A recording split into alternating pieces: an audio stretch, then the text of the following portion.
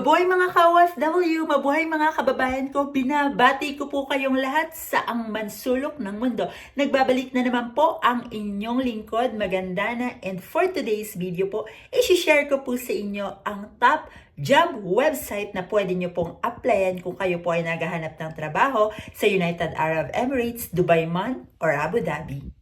Okay, so meron akong 15 top website meron dito sa listahan ko. So, iisa-isahin ko yan. Disclaimer lang po, lahat po ng sinishare ko sa video ko ay base lang po sa aking personal experiences, sa experiences na rin ng mga katrabaho ko at kaibigan ko sa United Arab Emirates, Dubai man, or Abu Dhabi.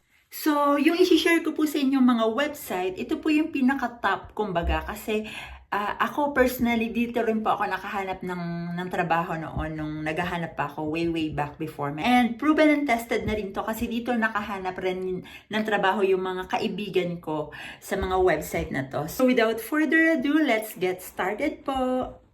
Okay, number 1 on the list is LinkedIn.com. Number 2, GolfTalent.com. Number 3, NowKuriGolf.com.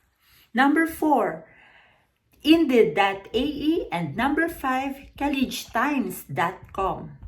And number 6, IApply.ae. Number 7, Zaif.com. And number 8, DubaiJobs.net. Number 9 is Byte.com. And number 10, Laymoon. Number 11 is Dubizel. Number 12 is Monster Mini Golf. And number 13 is Monster. Number 14 is Adicom Middle East. And number 15, Olive.com. And may bonus tip ako sa inyo for number 16 is sa mismong website ng company na gusto nyo pong applyan. For example, gusto nyo pong mag-apply sa isang fast food company na international na sobrang laki. So ilalagay nyo lang po is, for example lang to burgerking.middleeast.ae. AE po meaning Arab Emirates kasi United Arab Emirates. So minsan po sa mga website hindi nila nilalagay yung UAE.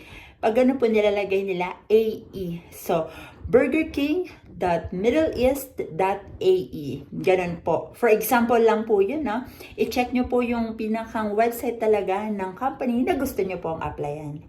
So yun po ang tip ko. Uulitin ko lang po yung pang number 16, yung bonus tip po is sa mismong company website po kayo mag-a-apply. Hanapin nyo lang po yung careers and dun po lalabas na yung mga hiring nila or pag meron po silang urgent hiring, nasa unahan yan. Click nyo lang po yung careers at makikita nyo yung mga hiring nila for that moment. And that's it for today's video. Maraming salamat po sa inyong pagtangkilik mga kababayan ko at mga OFW. Sana po may nakuha po kayong impormasyon kahit kaunti lamang at sana po makatulong po ito sa inyo mga kababayan ko in the future o sa mga kaibigan nyo na naghaharap ng ganitong impormasyon. Ako pa rin po ang inyong lingkod, Magandana, sa susunod na sharing video po ulit dahil sharing is caring. See you!